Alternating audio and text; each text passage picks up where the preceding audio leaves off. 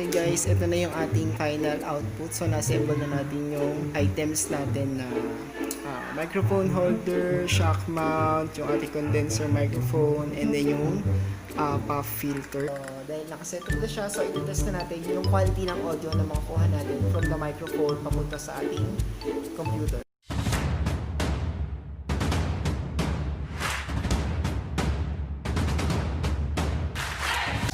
What's up guys? Welcome back to my channel, Boss Menard here.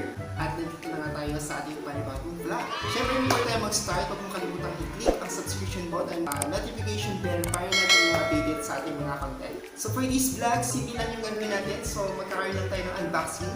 I-unbox natin yung in-order ko sa Shopee. Let's go! So ito na nga guys. Ito yung pinakabago kong order sa Shopee. In-order ko siya June 16. Dumating lang siya kahapon, June 26. So para magkaroon kayo ng konting idea, saan ang mga items sa to is gagamitin ko for the future content. So yun, simulan na natin.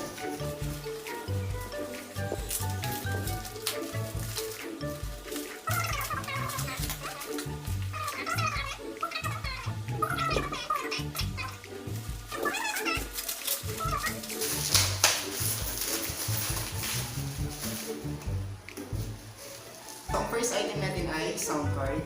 So, ito siya. So, parang hindi naman siya branded. So, ang tatak ng sound card ay steel sound. So, yun siya. Yan. Yan. Paano ba yan? Paano mo mag-vlog? Yan, yan, yan, yan, yan. Yan, yan. Sound card. So, isa siyang sound card. Ito siya guys. Yan. Yan siya. Ano ba? Yan ba? Para mag-focus. Yan. Yan siya. Yan. Okay.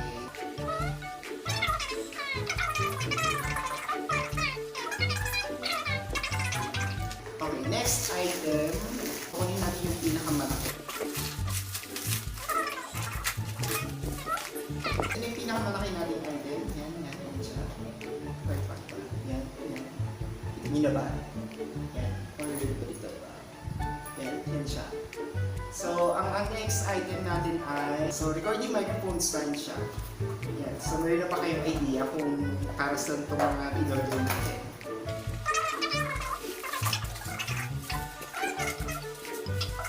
Tamaan yung kuko.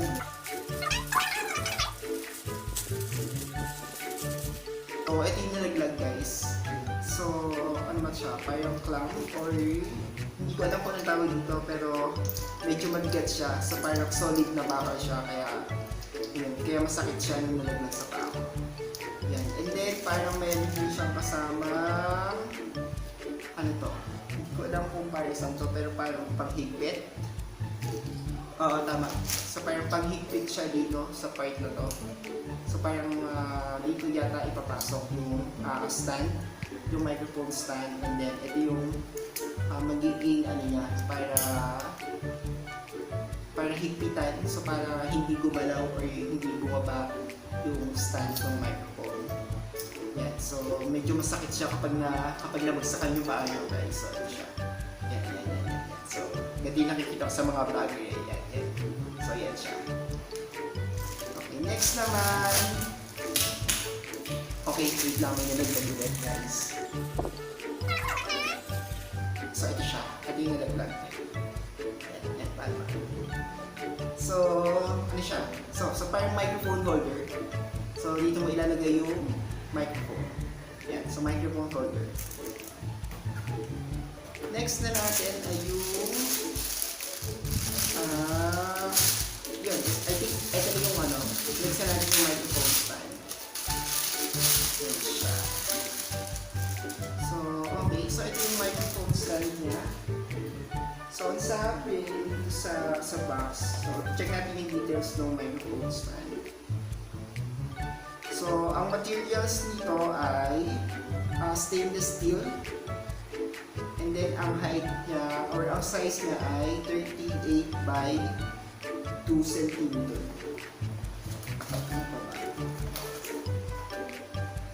Yan, so yun siya. So, ito siya guys. Ito ko guys. So, pakita ko muna sa inyo ng close-up. Yan, so ito siya. Yan. Paano ba? Yan, yan, yan, yan, yan. Yan. ito yung mga sa mga ano vlogger kapag nagpapakita ng mga items. Yan siya.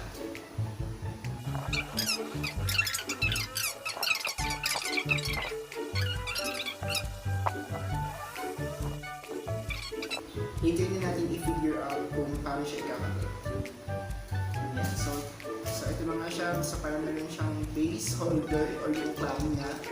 Yan siya. And then meron siyang microphone holder. Ito yung microphone holder. And then yung microphone stand na parang yan. So ito yung microphone stand natin. Buksan natin yung next item. So ito yung third item sa package. Yan. So ito siya.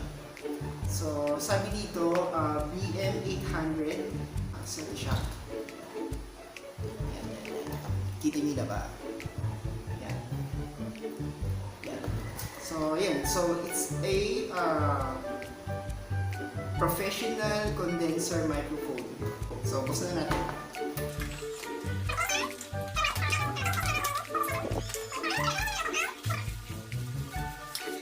So inahin natin yung microphone. Okay, so ito siya guys. Ayan, yan siya. Yan. Hindi ko alam kung gumagana or ano ba, nafo-focus ba or hindi. Pero ito siya guys. So ito na yung condenser microphone. So color gold. So first impression, 5 stars. So maganda yung kulay. Yan, sobrang ganda. Sobrang ganda ng labas niya. Yun. Condenser microphone. Next item ay ano ba to? Ito siya guys. So yeah, so very siyang butas. I think ano siya, parang microphone. So ayun, so dito siya parang cover ng microphone. Microphone, ano ba yun? Microphone mask. Yan. So yan siya.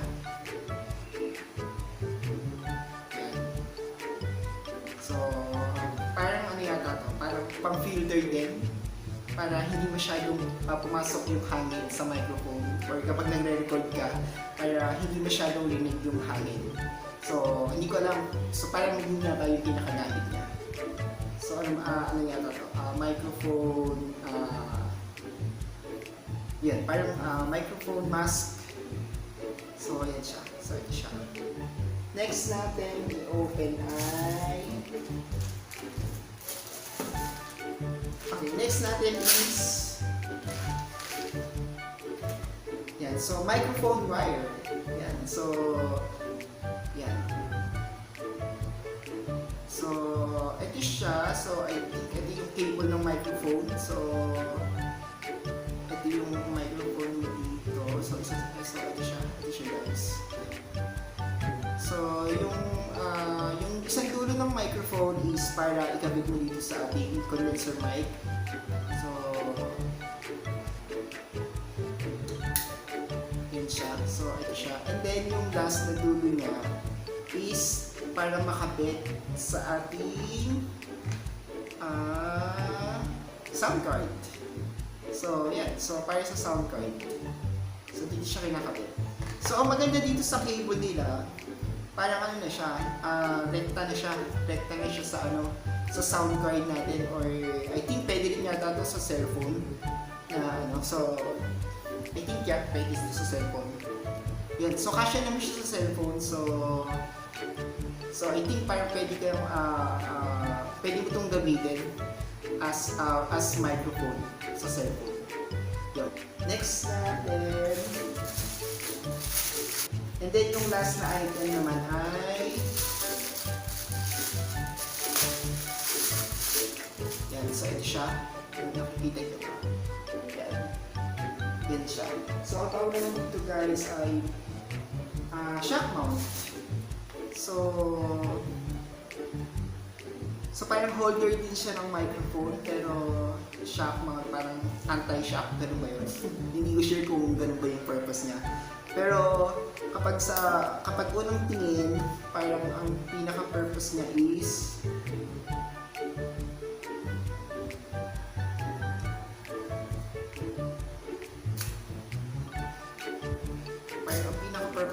is i-hold yung microphone natin. So parang magiging ganito na yung itsura niya kapag nasa loob na ng shock mount yung ating microphone.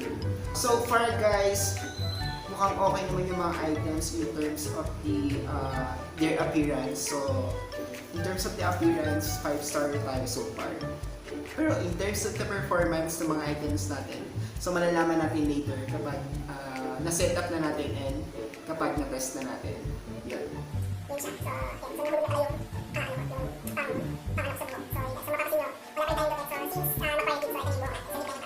Anyway, moving forward.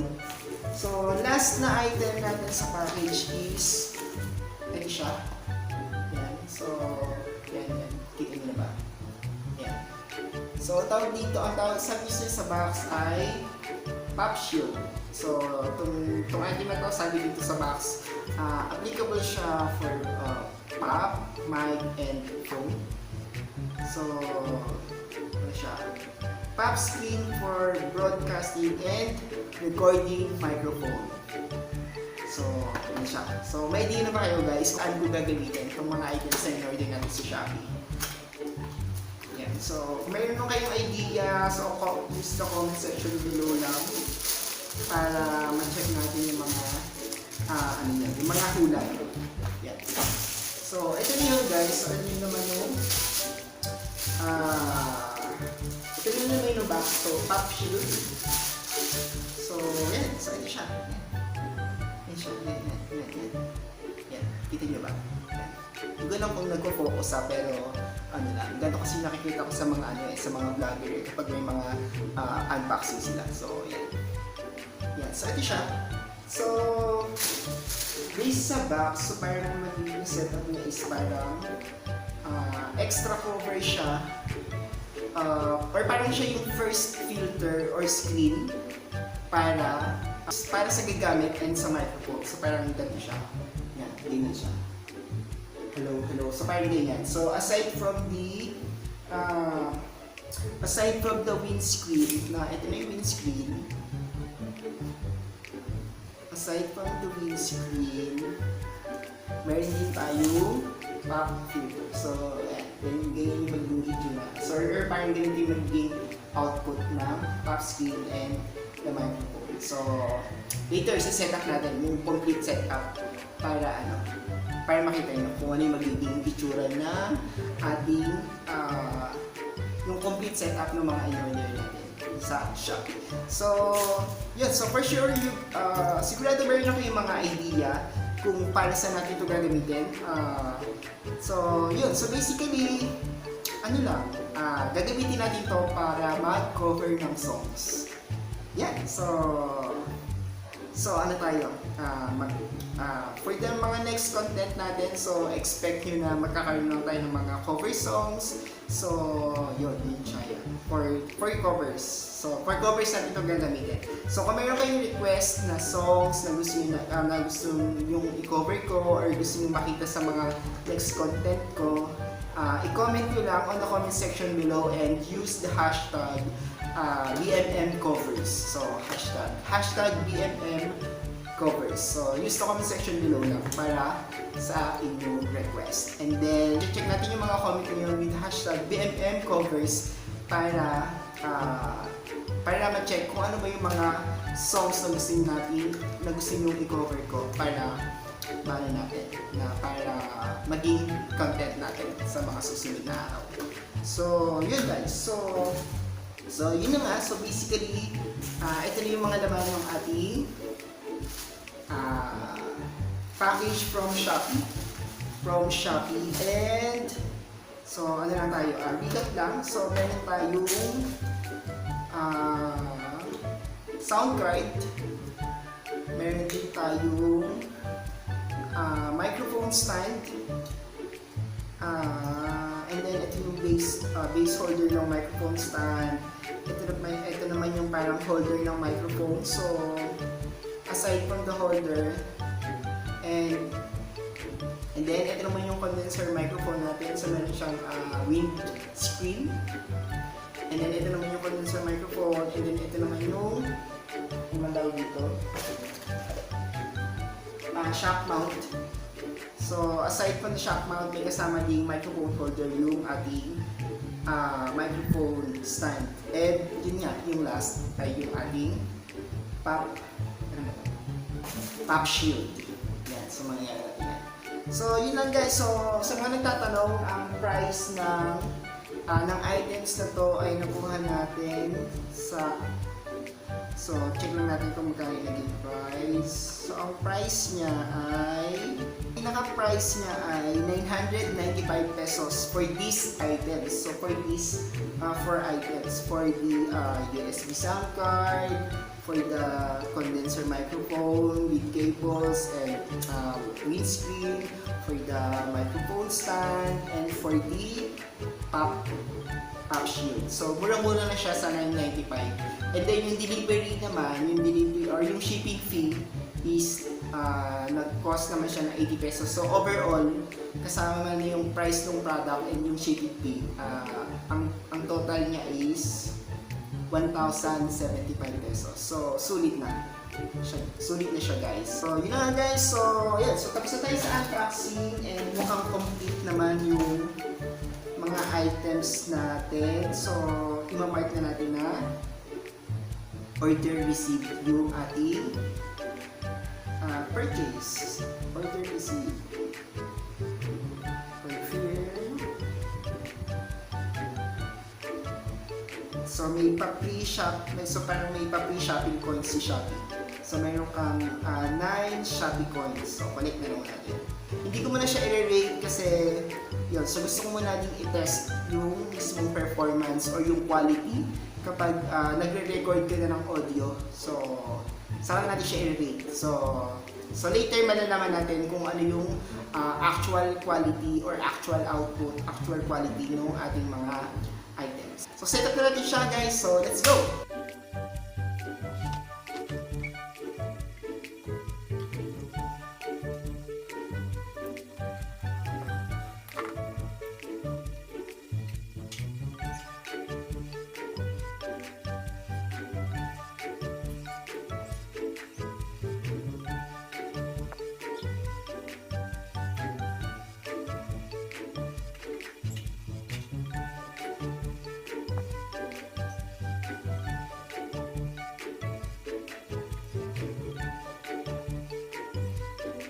Okay guys, ito na yung ating final output. So na-assemble na natin yung items natin na microphone holder, shock mount, yung ating condenser microphone, and then yung pop filter.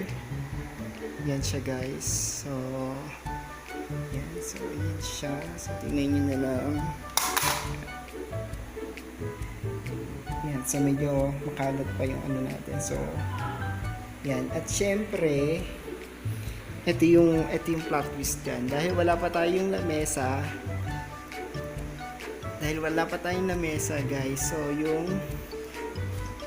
So nakakabit yung base ng microphone natin sa yan, so meron tayong retasong tiles at saka monoblock. So diyan muna natin siya ilalagay. So yan. Yan siya guys. So yan naman yung itsura niya kapag meron siyang windscreen. Yan siya guys. So yun na guys. So nakaset up na yung ating mini or home studio microphone.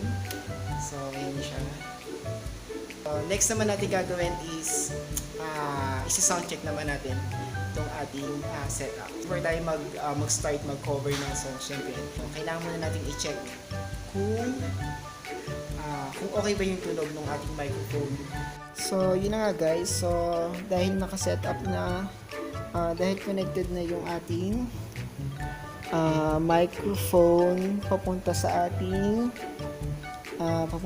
sound card, and then yung sound card naman connected na sa ating computer or sa laptop. So, i-check naman natin kung okay ba yung quality ng ating quality ng audio na makukuha natin from the microphone. So, start na tayo mag-record. Sound check. This is a test, sound test, 1, 2, 3, 1, 2, 3. Check na natin kung kamusta naman yung quality no recording na yan. Play na natin.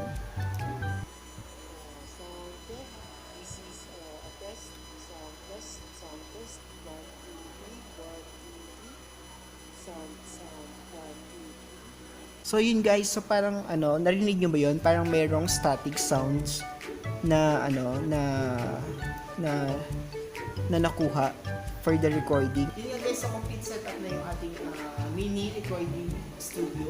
So yung ating condenser microphone, yung ating stand, yung table, yung shock mount, yung filter, and yung windscreen. So, and syempre yung ating pangmalakasang files and phone para maging support dito sa ating microphones. And yun nga, so based din sa results, lugi tayo dito sa USB sound card na kasama ng set dahil yun nga, nagkakaroon siya ng static. So, yes. So kung meron kayong marirecommend na sound card na pwede natin gamitin para for recording, so comment nyo lang sa comment section below para ma-check natin and yun nga, so para makapag-sort tayo makapag-cover ng songs. Yun lang guys, at maraming salamat sa pagsama nyo sa akin for this vlog, sa ating unboxing, sa ating pag-setup, and sa ating pag-test. So fail tayo dun sa ating USB sound card, so kailangan natin humanap ng bagong sound card. So kung mayroon kayong sasuggest sa sound card, comment nyo lang sa comment section below para ma-check na natin and makapag-start na tayo makapag-cover ng mga songs. Yun lang guys, so dito na natatapos yung vlog na to. Kung hindi ka nakakapag-subscribe, i-click mo na yung subscription button at yung notification bell para lagi kang updated sa ating mga susunod na content. Muli, ito si Boss Menard at magkita-kita tayo sa ating mga susunod na vlog. Thank you, maraming salamat.